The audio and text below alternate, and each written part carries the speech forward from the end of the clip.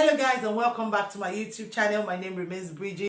On this channel I share my faith, lifestyle, marriage, relationship and every other good stuff. If these are the kind of videos you like to see, kindly hit the red subscribe button down there that says subscribe and be part of this happy and amazing family.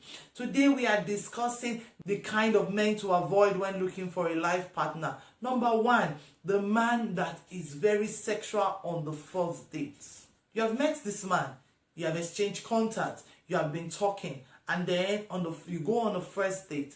On the first date is getting to know each other, and it becomes very sexual on that first date. He is not a serious man. Please ignore that type of man. Any man that loves you and wants something going, something good, something relatable, something for you in future, and sees you as a future partner will not be sexual on the first date. The first date is just warming up to each other, trying to get acquainted to the person, knowing where they are from, their background, their qualification, what they do. I know you have been talking a lot on the phone, but on the first date is not a time to be sexual. Number two, a man that needs validation from everyone before he can take a decision.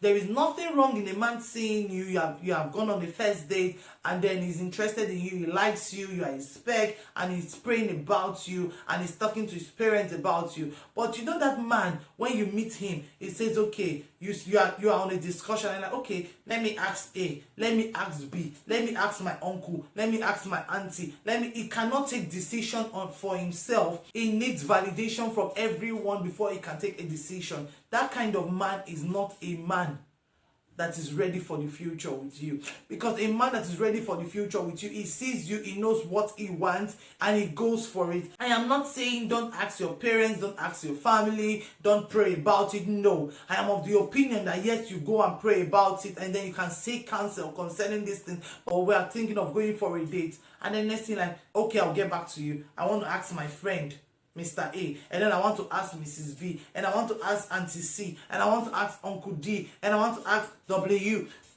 It just, the list goes on and on. Any man that cannot take decisions from himself, do you know what? Run from that person. That man is not a serious man. And the Bible says a double-minded man is unstable in all his ways. That's what the Bible says.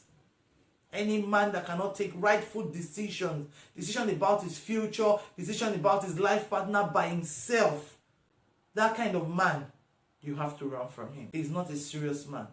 Number three, a man that is loud, lousy. He talks anyhow. He says anything out of his mouth. That man is not a serious man. You go to a date with a man for the first time, and then he tells you all the girls that have disappointed him, and then he tells you his family background, and then he tells you what his mother did to his father, and he tells you what his sister did to the husband, and tells you what the neighbor did in their kitchen, and tells you what his colleague did at work. Oh no, that man is too loud. You have to what? Separate yourself from that conversation. You have to pull back from that relationship. A lousy man is not it.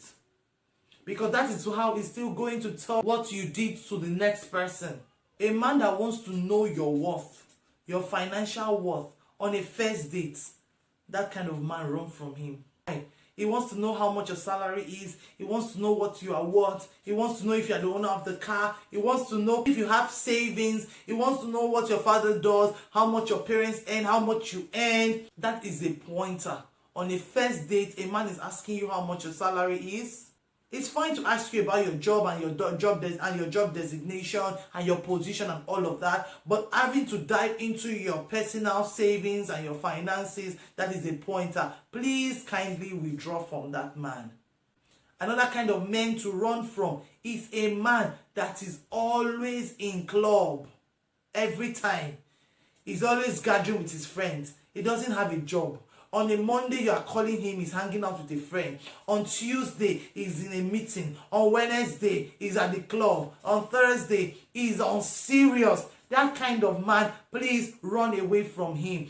A man that is always telling you about that contract he's expecting. Yes, he's not telling you about this, what I want to do, but he's expecting this. He's expecting the 10 million. He's expecting this. He's calling big figures for you. But you don't see his action, his words are not equivalent to the kind of things he tells you. His words and his actions, they don't match. They don't meet at any point. He's telling you about this contract, about what he's expecting, and then he's telling you about big figures. They never match. That kind of a man, run from them. They are filled with lies, and they will keep lying.